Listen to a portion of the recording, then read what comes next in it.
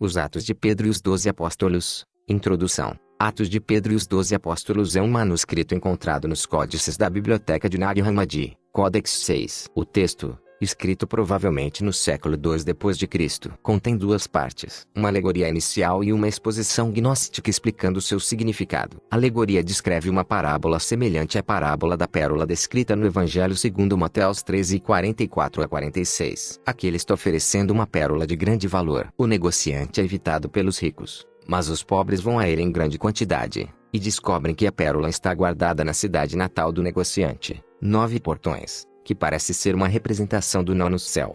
E aqueles que quiserem a pérola deverão empreender uma difícil viagem até 9 portões. O nome do negociante é Litarguel, que é traduzido como pedra leve e brilhante, ou seja, o próprio negociante é a pérola. Por fim, o negociante se revela como sendo o próprio Jesus. Como complemento desse texto, citamos algumas passagens bíblicas, as parábolas de Mateus 13, 44 a 46, que diz: também o reino dos céus é semelhante a um tesouro escondido num campo, que um homem achou e escondeu, e, pela sua grande alegria, vai, vende tudo quanto tem, e compra aquele campo. Também, o reino dos céus é semelhante a um homem, negociante, que busca boas pérolas, e, encontrando uma pérola de grande valor, foi, vendeu tudo quanto tinha, e comprou-a.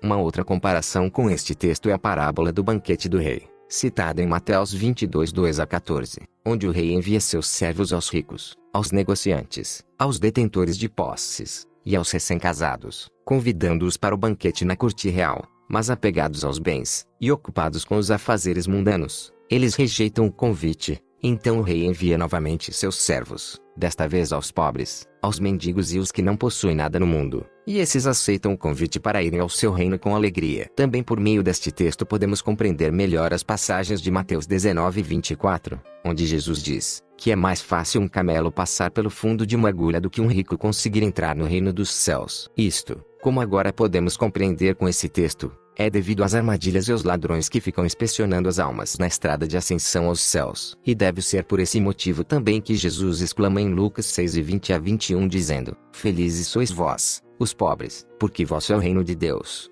E bem-aventurados vós, que agora passais fome e necessidades, porque sereis fartos. E Mateus 7,13, entrai pela porta estreita, pois larga é a porta e amplo o caminho que leva à perdição, e muitos são os que seguem por esse caminho. Porque estreita é a porta e difícil o caminho que conduz à vida, e apenas alguns poucos conseguem passar por ele. Também no livro apócrifo, Ensinamento Autorizado, Jesus diz: nós não temos nada neste mundo, a fim de que a autoridade do universo que surgiu não nos detenha nos domínios que estão nos céus, aqueles nos quais a morte universal existe, rodeada pelo individual e mundano. Dessa forma, a conclusão que tiramos é que se faz necessário a realização de um ritual de purificação e de desapego total a qualquer coisa deste mundo, tempos antes da morte do corpo, para que assim a alma se torne limpa, transparente e consiga passar sem ser vista ou sentida pelas inúmeras bestas selvagens que ficam na longa estrada que a alma deve empreender para chegar ao reino dos céus. Início do texto. O início do texto contém partes fragmentadas, que, propósito.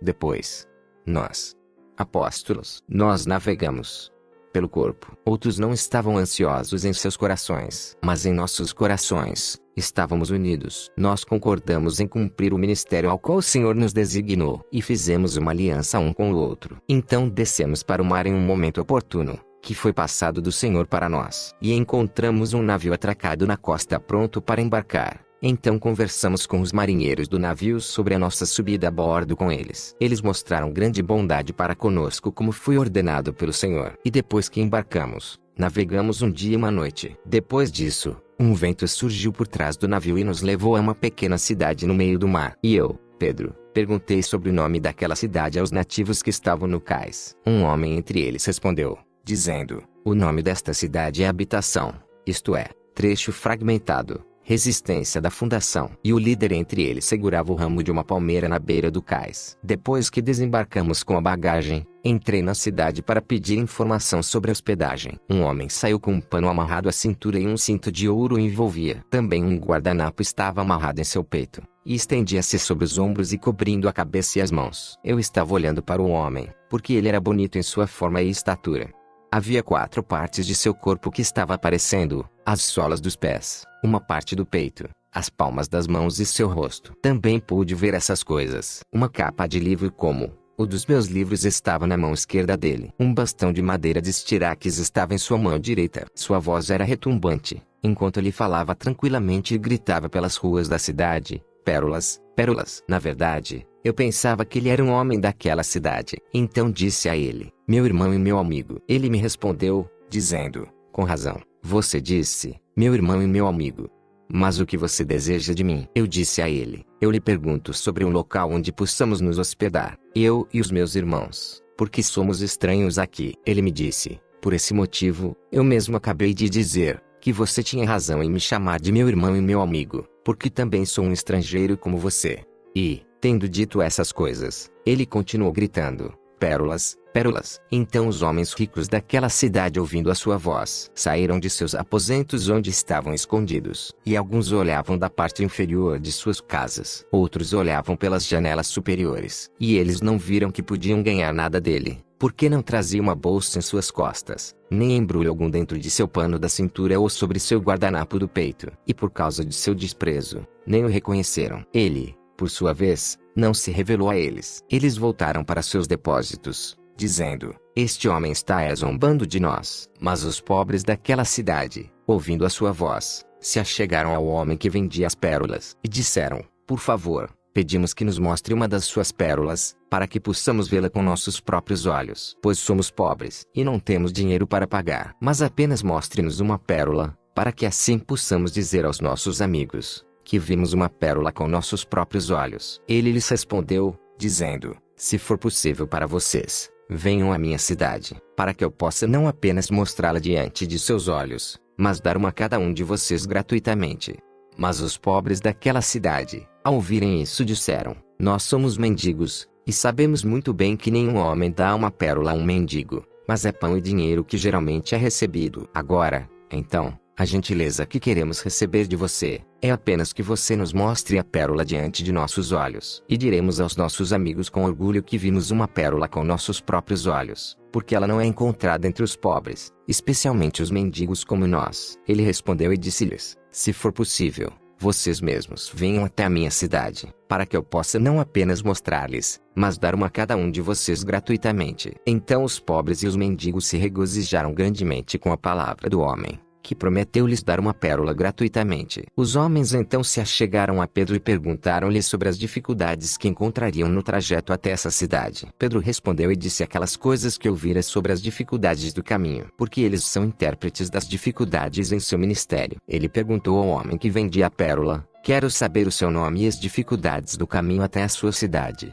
porque somos estrangeiros e servos de Deus. E é necessário que espalhemos a palavra de Deus em todas as cidades de maneira harmoniosa. Ele respondeu e disse: se você deseja saber o meu nome, me chamo Litargoel, cujo significado é a pedra leve e brilhante, semelhantes a uma gazela.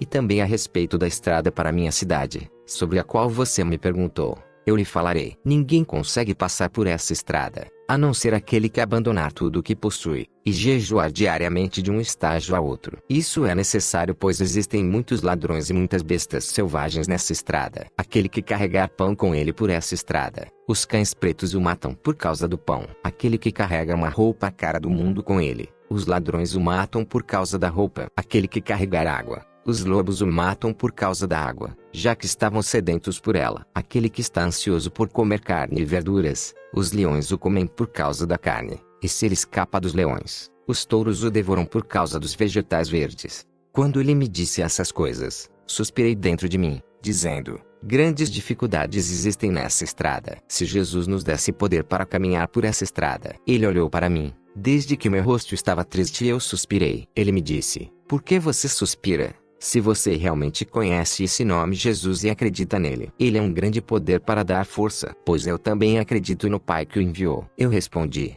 perguntando: qual é o nome do lugar para onde você vai? A sua cidade. Ele me disse: este é o nome da minha cidade, 9 Portões. Louvemos a Deus porque estamos conscientes de que o 10º é a cabeça. Depois disso, me afastei dele em paz. Quando eu fui avisar meus amigos, vi ondas e grandes muros altos ao redor dos limites da cidade. Fiquei maravilhado com as grandes coisas que vi. Vi um velho sentado e perguntei-lhe se o nome da cidade era realmente Habitação. Habitação. Ele me disse: Você fala verdadeiramente, porque habitamos aqui porque perduramos. Eu respondi, dizendo, justamente os homens lhe deram esse nome, porque todos os que passam por suas provações, as cidades são habitadas e um reino precioso vem delas, porque elas perduram no meio das apostasias e das dificuldades das tempestades. Assim, a cidade de todo aquele que suportar o fardo do seu jugo de fé será habitada, e ele será incluído no reino dos céus. Apressei-me e fui chamar meus amigos para que pudéssemos ir à cidade que ele, Litagoel,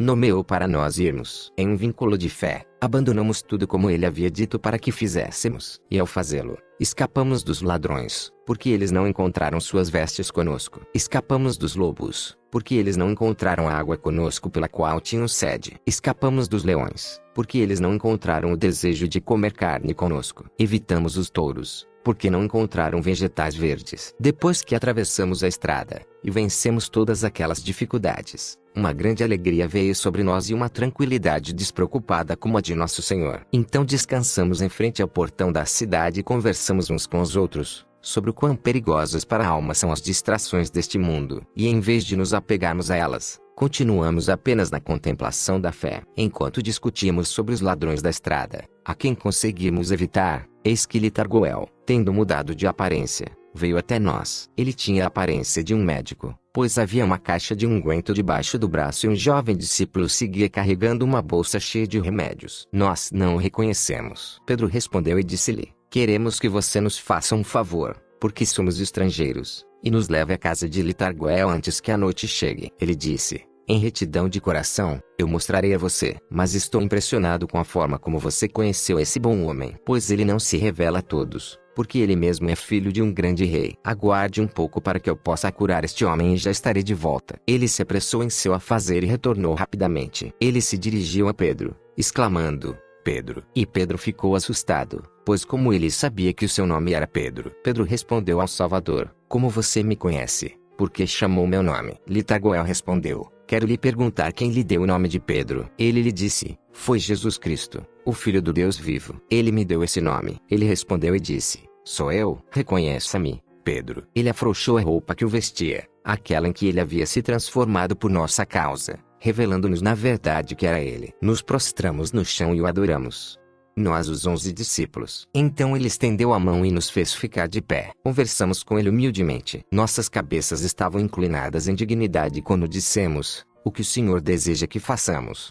Dê-nos poder para fazer e faremos o que o Senhor deseja em todos os momentos. Então ele lhes entregou a caixa de unguento e a bolsa que estava na mão do jovem discípulo. Ele ordenou-lhes assim, dizendo, vá para a cidade de onde você veio, chamada habitação. Continue com perseverança enquanto ensina a todos aqueles que creram em meu nome, porque eu sofri com as dificuldades da fé. Dá essas recompensas aos pobres daquela cidade, dê o que eles precisam para viver, até que eu lhes dê o que é melhor, o que lhes prometi e disse que lhes darei gratuitamente. Pedro respondeu e disse-lhe, Senhor, você nos ensinou a abandonar o mundo e tudo o que há nele. Nós o renunciamos por sua causa. O que nos preocupa agora é conseguir comida para um único dia, onde poderemos encontrar os mantimentos que você nos pede para prover aos pobres. O Senhor respondeu e disse, ó Pedro, era necessário que você entendesse a parábola que lhe contei. Você não entende que meu nome, que você ensina, supera todas as riquezas, e a sabedoria de Deus supera o ouro,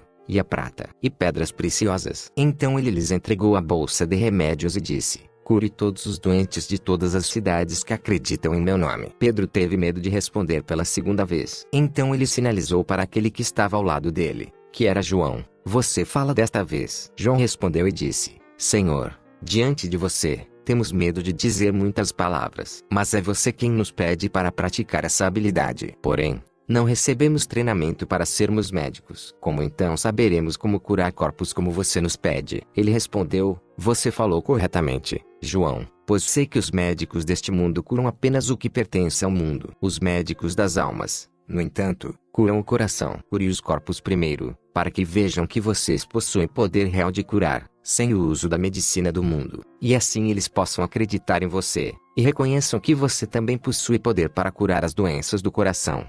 Quanto aos homens ricos da cidade, no entanto, aqueles que não achavam conveniente me reconhecer, mas que se deleitavam com suas riquezas e orgulho, com esses, portanto, não janteis em suas casas, nem tornai-vos amigos deles, para que suas parcialidades não influenciem você, pois muitos nas igrejas demonstraram parcialidade com os ricos, porque também são pecadores e dão oportunidade para que outros pequem. Mas julgue-os com a retidão, para que seu ministério seja glorificado, e que também meu nome venha a ser glorificado nas igrejas. Os discípulos responderam: sim, realmente isso é o que é apropriado fazer. Eles se prostraram no chão e adoraram. Ele fez com que eles se levantassem e partissem dele em paz. Amém. Fim.